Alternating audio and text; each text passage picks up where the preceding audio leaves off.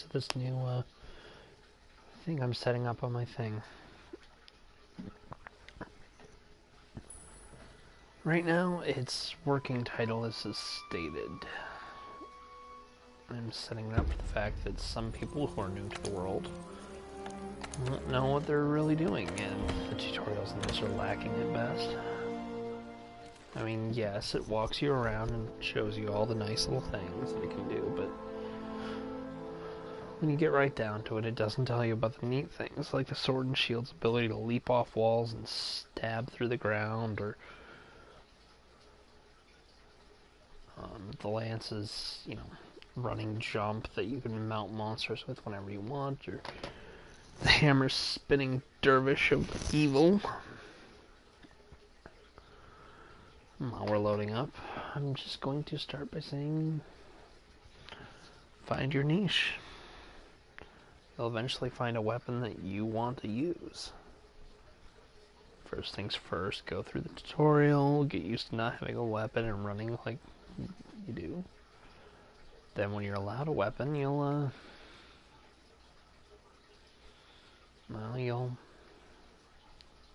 probably want to try them all out or go into the trading area. Now, I will be using top-of-the-line equipment because it proves the point. My build is not necessarily the build for everyone. I like being able to stay alive regardless of what's going to happen. So, the world. Most of it's explained, but they will give you stuff to do. I don't really know what to say. You talk to them. Catastrophe! Wow. They give you bounties, which basically you do the stuff, you get stuff for it. You'll have deliveries through and through. I've done most of them. This guy gives you the Palico quest, which once you've done, don't show up. This guy's important for finding weaknesses. But that's not what we're here about. This is a weapons tutorial. So, let's get down to it.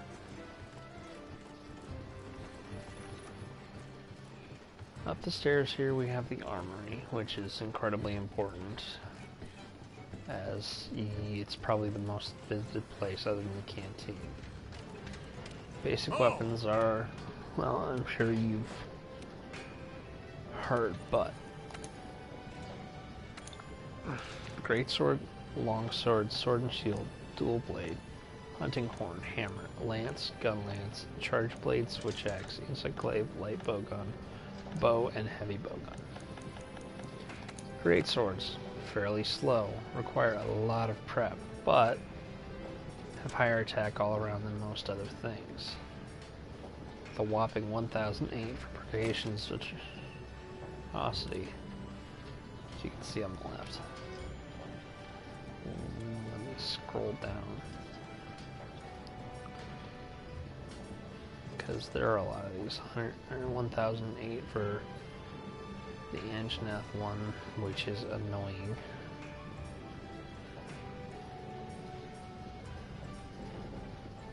$1,056 for the Zora Magdaros. But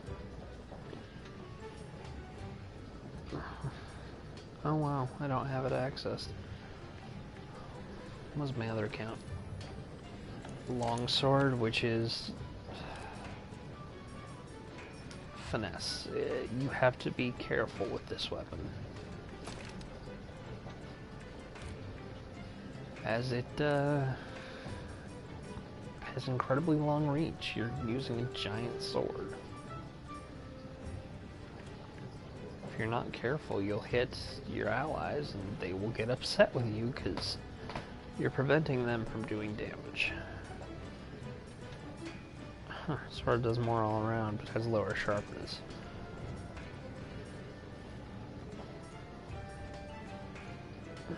But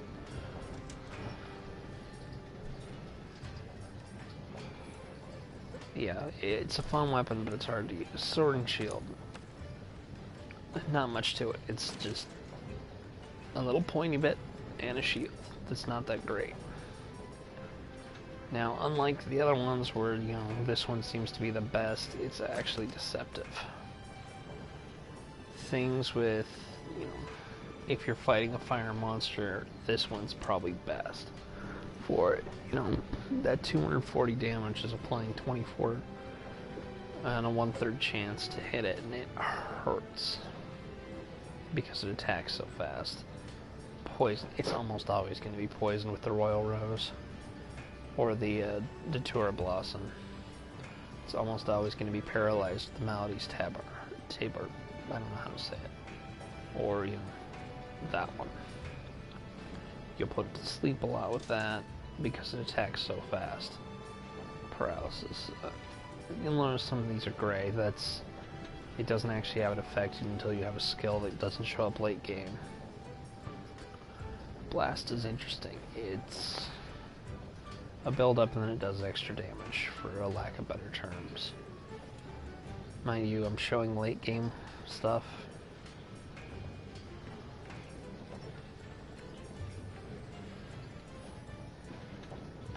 Dual blades. You are a whirling dervish of damage and whatnot. So things like the Basil Hawk, Rook Slayers, or you're going to be doing that extra damage a lot. Or you're going to paralyze them, or you're going to put them to sleep. It's just par for the course. Now, these ones here are super dangerous for one very specific reason. If you look at the elemental affinity, or the elements, ice and blast are the only weapons in the game to do that. Which I wish there were more of, but they are very common in the end game. 24 points of damage in each. 1/3 chance of applying. Hammer, aim for the face. Anywhere else it's relatively... It won't do you any good aiming for the tail, just aim for the face. That's your spot, and get used to dodging. I'm gonna skip Hunting Horn for now because I don't know how to describe it. Lance. You have a big shield with the proper skills, you take no damage. Items are just there, and occasionally you use them. Gun Lance, very similar, except it has a ranged option, which really only means you can hit things flying up above your head. Some of them look really cool, though. Like the Blue Chariot. Well, that's not that good.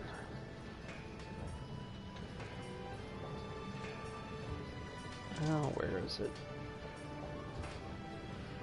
Valhazak weapons are just neat in general. Baroth Blaster, the Anjanath Cannon.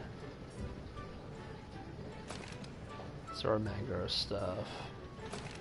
Kushala Dora, which is irritating at best.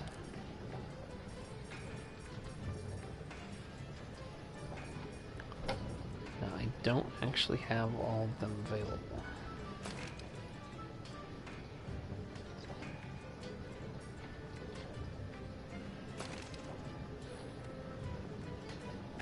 Switch Axe, huge amounts of damage, fairly quick weapon, but it has a drawback. You can't defend, you can just roll out of the way.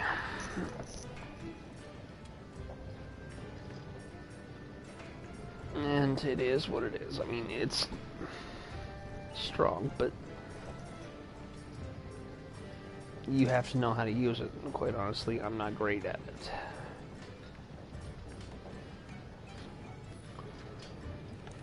Charge Blade, which I have fun with. Some of the most powerful things in the game. One of them happens to be the weapon I use on a regular basis. Odium. The thing behind the Charge Blade is that you can also charge up your weapon with it. I'll go into detail in another video with that. Insect Glaive. You're the master of the air, flying around and bashing it in powder while using a poison weapon you can. It's very customizable.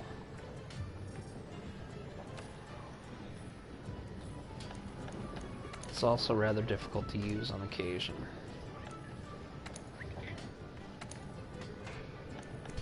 Light bowgun, you're basically wielding a hunting rifle that occasionally rapid fires shots.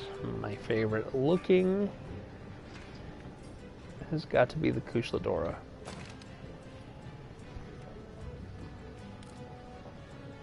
If you're afraid of wasps, I'm sorry in advance. I haven't built this thing to see how it shoots, but I'm assuming you just hold it up and shoot it. Heavy bowgun, like the light bowgun, except you can well, it's like using a chain gun or a sniper rifle. And the bow, pretty self-explanatory. My wife mains this one pretty well. It's good all around, you just have to be careful not to shoot other people with the circle button. Now for the hunting horn. Like what you see on my back, which I think is one of the perfect logos. And I'll even get a better look at it.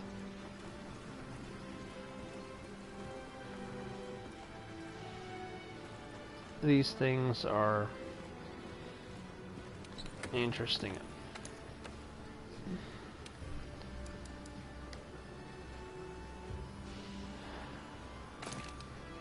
From giant flowers to normal things, one of them is a freaking harp. They have the special ability to play melodies, which are defined by the weapon. This one suits my needs for it. Self-improvement? No big deal. It makes you move faster and can make your attack go up slightly, and it's on every weapon. Attack up large, pretty big deal. You do a lot more damage. And if you encore it in, you get even more. Health recovery small. You get a little bit of health back for attacking with two different attacks in a random chain, and they do stack, and you can encore them multiple times. Now the beautiful part for this build is that recovery speed L, which doesn't mean much to you now, but I'm using an item that makes it so my health regenerates past my damage at a speed dependent on a recovery skill, which is 2. And that adds a lot more as well.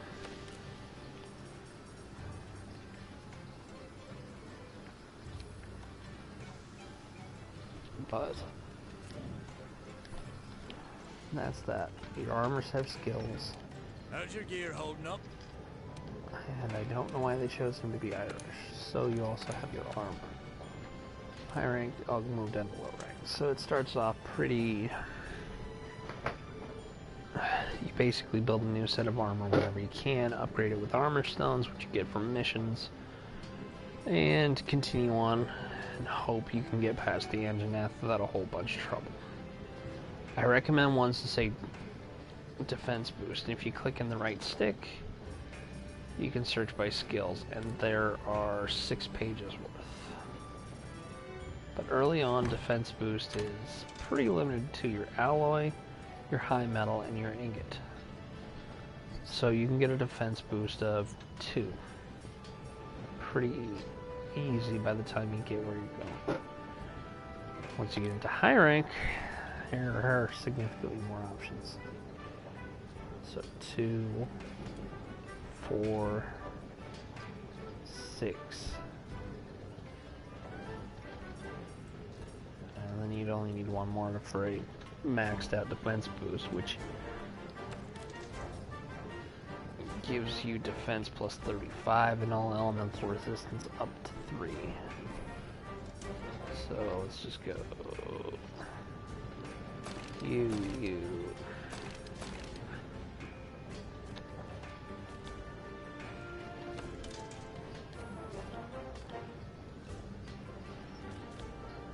My overall defense, and this would be 326.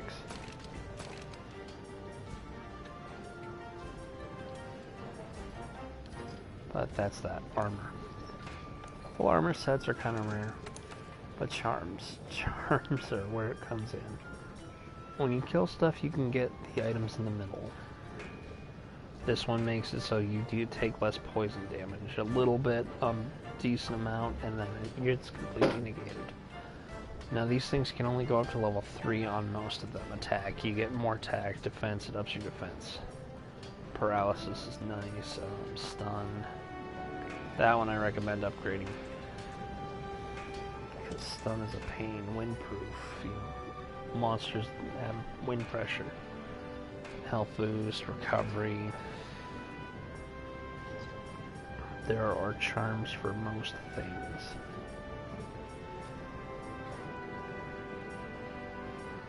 Of course, there's not a charm for getting your cat off you, but when is there? And yeah, it goes on and on. And there's some weird ones, like Mud Puppy. Muck resistance means you don't, you know, slow down when walking through mud, which comes off of Barroth and Chirrutados. Leaf of Faith, if you dodge towards the monster, it flings you high up in the air and way far forward. Most of these double ones are like, hey, here's something nice and something that's not. With the exception of once you can get it, the Clear Mind Charm.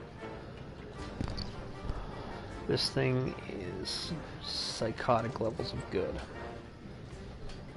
Because the Heat Guard and Fluval Expert means you can go through 2 of the maps without ever taking damage from it. You literally can walk on lava. And I don't use much else other than this.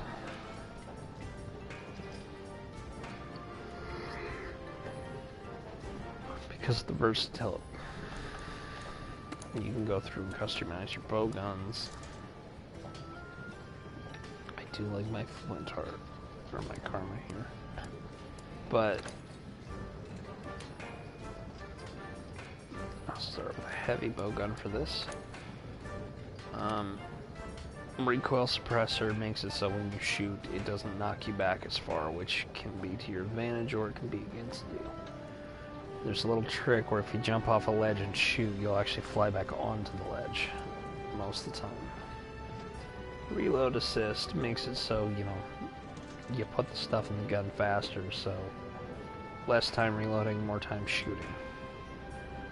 Deviation suppression. It's not. It is what it is. I mean, some guns have a deviation, so you shoot a thing and try and snipe it from across the map, and you might miss because it went left or right. Close range up makes it so your bullets can hit for more damage closer. Ranged attack is the inverse. The farther you away, or you can hit hard from across the way and then shield, which is basically you automatically defend yourself when you shoot. It's the same for light bow guns, the Karma here, except you cannot do the shield, and if your deviation is none, like this, you can't put a deviation suppression. Decorations. These are a random grab bag. You find them on random things and they pretty much define what you're doing. Like if I had a blast up, it'd be nice, but I don't.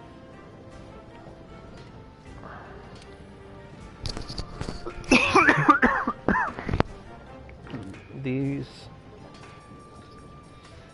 can and do turn the tide. They add skills, they add a wide variety of things to your playstyle. And I'm using them to shape mine. But thank you for tuning in, And I think that's a good place to stop for the first episode. And remember, just keep hunting.